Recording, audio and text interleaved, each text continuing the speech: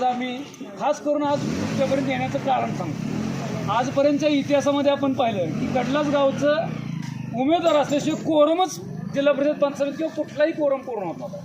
तर याचं गणित आज गुपित काय आणि तुमच्या या माध्यमातून तुम्ही काय सांगू शकताल याबद्दल थोडंसं बोला।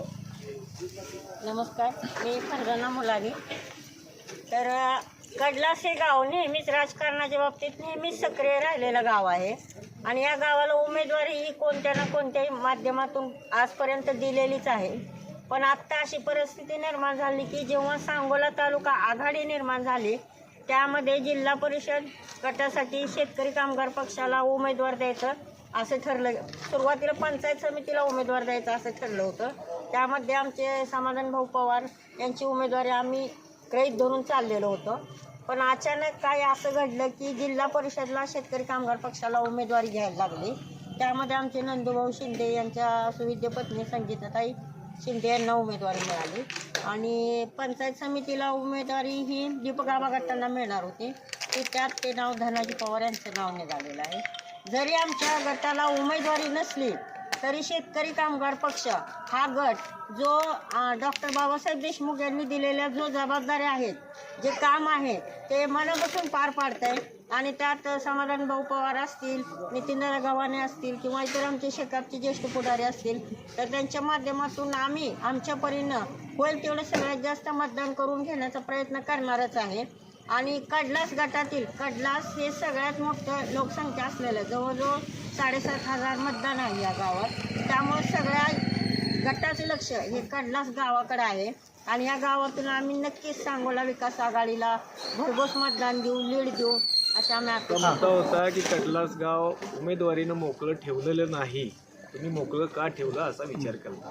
परंतु राजकीयदृष्ट्या एक संवेदनशील गाव या सोलापूर जिल्ह्यातलं हे गाव आहे।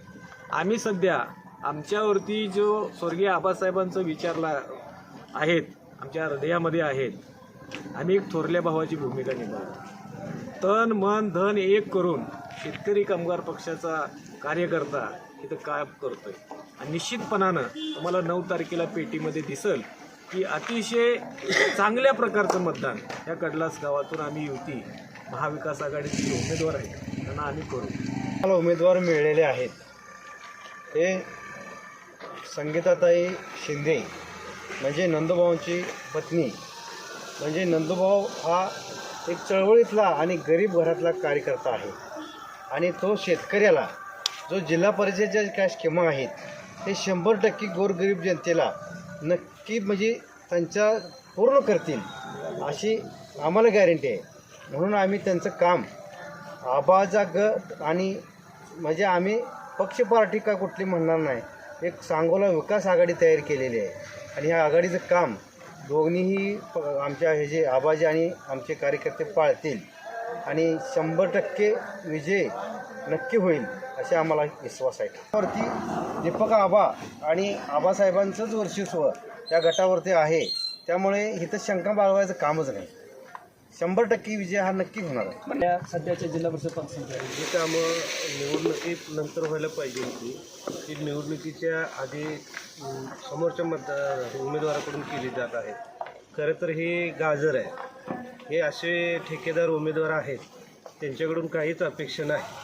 ते आता येतील, कामं करतील, निवडून आल्यानंतर पुन्हा तुम्हाला तोंड दाखवणार नाही। त्यामुळे हे कडलास जिल्हा परिषद गटातील जी जनता आहे की अशा फसव्या उमेदवाराला किंवा आमिषाला बळी पडणार नाही। पंचायत समिती गणातले जे आमचे उमेदवार आहेत धनाजी गणपत पवार आणि जिल्हा परिषद गटातले उमेदवार संगीत नंदकुमार शिंदे यांना कडलास गावातून भरघोस मताने आम्ही निवडून देण्याचा प्रयत्न करणार आहोत। त्यांच्यासाठी जे चिन्ह दिले ते कोणकोणते सध्या कडलास जिल्हा परिषद गटातले जे उमेदवार आहेत संगीता नंदकुमार शिंदे यांचं चिन्ह आहे नारळ आणि पंचायत समिती गणाचे धनाजी गणपत पवार यांचं चिन्ह छत्री। या दोन्ही चिन्हासमोरील बटन दाबून आम्ही त्यांना भरघोस मताने विजयी करणार आहोत। आणि प्रत्येक 5 वर्षाला मीच निवडून असं काही नाही, जरा शेतकरी कुटुंबात पण ही उमेदवारी जाऊ द्या आणि त्याही शेतकऱ्याच्या मुलाला कधीतरी मोका मिळू द्या. अशी भरपूर क्वालिफाईड मुलं आहेत की खूप गरीब आहेत आणि तेही लढू इच्छितात. तर आता हे जे दोन्ही उमेदवार आहेत ते खूप म्हणजे शेतकरी कुटुंबातले आहेत. यांनाही मोका देऊया आणि जेणेकरून शेतकऱ्यांची सेवा करायला त्यांना मोका मिळेल.